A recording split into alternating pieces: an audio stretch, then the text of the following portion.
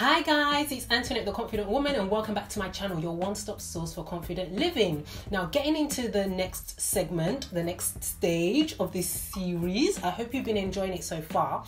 Getting into it, you hear this everywhere, do what you love or quit your 9 to 5. You see all over social media how to quit your 9 to 5 to become your own boss, all of that blah de blah. But I think we should take this or the advice given by a lot of self-professed entrepreneurs with a pinch of salt. Why do I say this? Remember what I said in part 1. Don't compare your journey to anyone else's or your race with the next man. We should all aspire to do what we want to do what we love to do. But most of the time, doing what we like to do, what we love to do, is a process that takes time and experience. And what's meant for me may not necessarily be what you should be doing, or vice versa. Plus, not everybody is cut out for the entrepreneur, businessman, businesswoman life. Believe me when I say this, you need to know who you are. It's incredibly hard work and you have to be very extremely disciplined. And secondly, even if your ultimate goal is to own your own business and work on your own terms, you still need to go through the prep stage and prepare for that, as I've mentioned before. And it often means being an employee. For example, you need to be able to be teachable. You need to be able to serve, take instructions, work with other people from different backgrounds. These are all like vital skills that are needed to becoming that leader or that boss person you want to be, or on your road to the boss land life. And a lot of us don't even know who we are. We don't even know our identity. So it's going to be hard for you to know what your purpose is if you don't really know who you are, if you don't really know how you're wired. And a lot of the time, going through the process of employment, working with other people, will help show what's in us, how we're wired. I don't want to fully go into all of that in this video because it's kind of like off topic, but I feel like everyone's not wanting to work the regular job now because that entrepreneur life looks glam. We may like the look of success, especially in a particular field, but are you really cut out for that? Are you really cut out for the ins and outs of getting there or treading that path? Again, this is why it's vital for us to know ourselves and know what we're called to do, because we might find that entrepreneur life attractive, but we might not even be called to that. God might not be wanting you to go down that path. That might not be your purpose. An example that I have is, look at David. He had to submit to Saul, who, by the way, hated him before he was promoted to king. Joseph was in prison before he was elevated to prime minister or that position of authority. And there are so many examples of people around us that they had to submit to authority. They had to go through the process of learning being under someone else before they became the success story that they are today. Basically, it takes a lot longer than we think.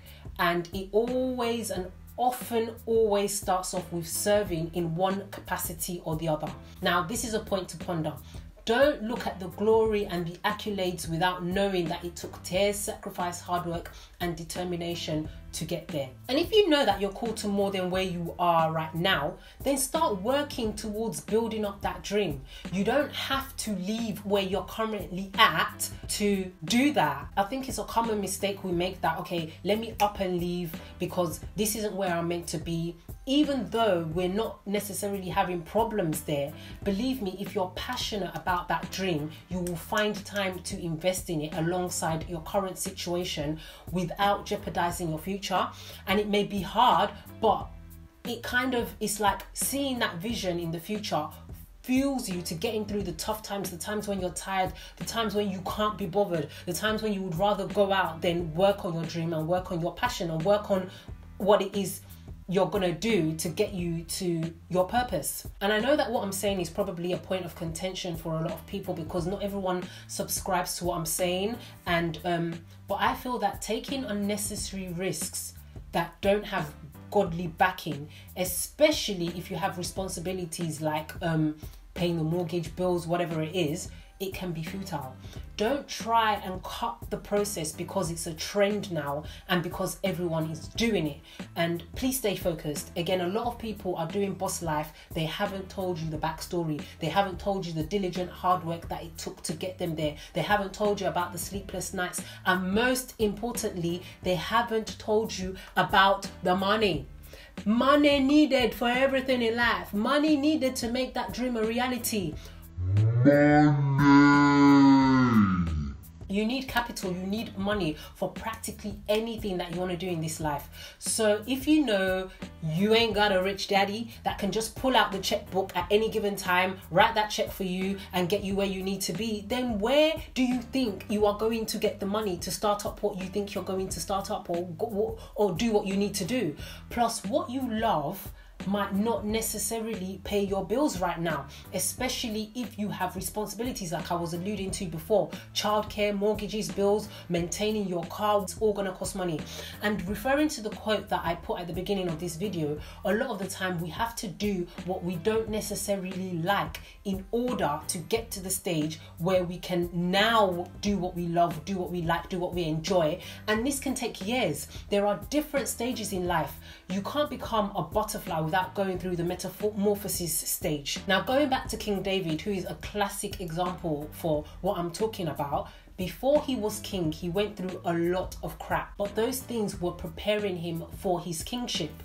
So as I said before, in part 1 of this series, God is looking at the bigger picture, which we often can't see. He's saying, what can I use to get my son or my daughter ready for that greater place? Because you know, you can be in a position and not be truly ready for it or not suited for it at the time. So linking this to plans and purposes and in line with the title of this episode, should we do what we love? I think the answer really is relative to your individual circumstance.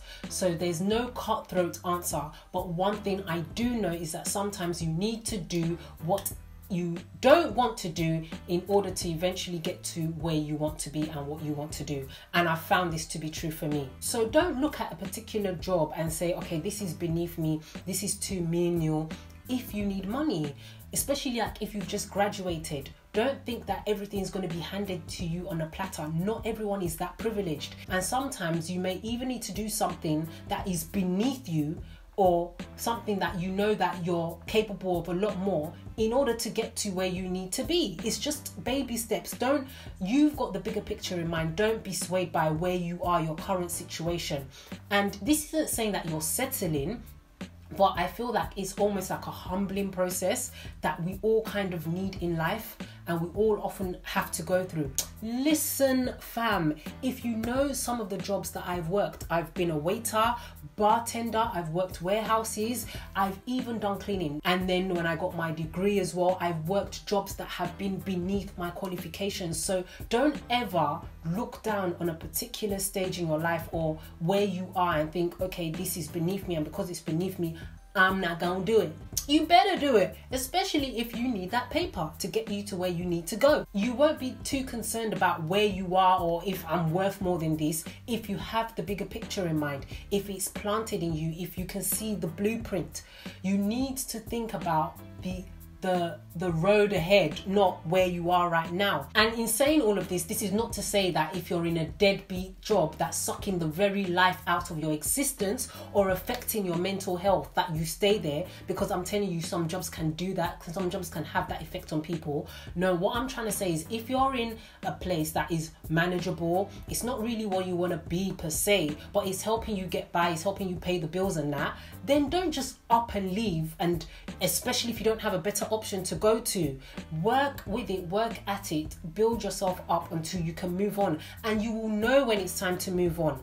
Don't jump on the I'ma be my own boss because you don't like the place bandwagon. No, know the implications of what you're trying to do before you do it. Know the implications attached to being your own boss, that title. There is a time and a season for everything. It's all about getting that balance and knowing when to make moves and when to stay put. And if you can do more to get more money and save up money for your future projects, for your purpose, for your investments, whatever it is, especially if you're still living at home and don't have responsibilities, then do it. And I'm such an advocate for side hustles. It's unreal. Maybe because of the way I grew up and what was around me and the example that was set from my parents. And I'm not trying to tell you to dip your hand in all different pots, especially if you're not really cool to doing it. If you know you can handle this alongside whatever you're doing, then do it. Only if you know you can do it, only if you know that you've got it within you. It will help you. It can only help you, because I tell you, when responsibilities come, when children get in the picture, your priorities change. Certain things that you might want to do will now have to take a back seat. So yes, do what you need to do if you've got the capacity to do it. Don't stress yourself out. There is no point in stressing yourself out in trying to make paper, because that just doesn't make sense. Moving on to the next point, something that I've touched on in every episode I've spoken about, is knowing yourself. It's another thing that I want to point out, because being in the pit often helps you know your weaknesses, your capabilities. It helps you develop the necessary awareness of who you are and what is needed to get you to where you need to be. You're not readily going to get this awareness unless you interact with other people. You have to work with different people that are not necessarily cut from the same cloth as you. And I know this is a little off topic, but this is why I don't necessarily agree with the statement that people say that you shouldn't get into a relationship until you've worked on yourself. It's like, what's that meant to mean? Most of the time, the way you work on yourself and the way you know who you are is when you're in a relationship, because that's when certain attributes that you didn't even know you had suddenly come out.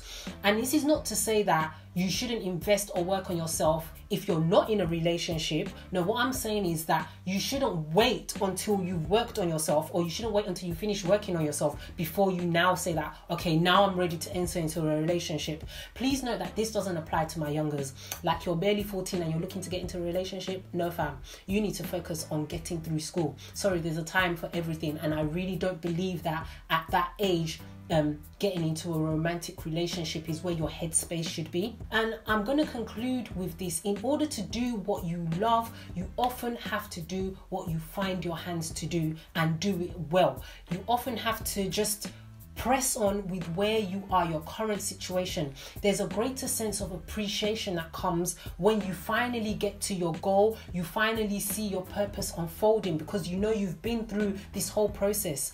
See as prep, see as another building block or another piece to the puzzle for the bigger picture. If I can also give you one piece of advice from this video, it's never go with your emotions. Our emotions are fickle and they can often lead us down the wrong direction. You know that eventually you may not be where you want to be, but you will get there. Reflect on a time when you made a vital decision that was based on your emotions. What were the results? So guys, leave your comments below on what you thought about what I spoke about, and remember that it's one step at a time to becoming confident. Bye for now.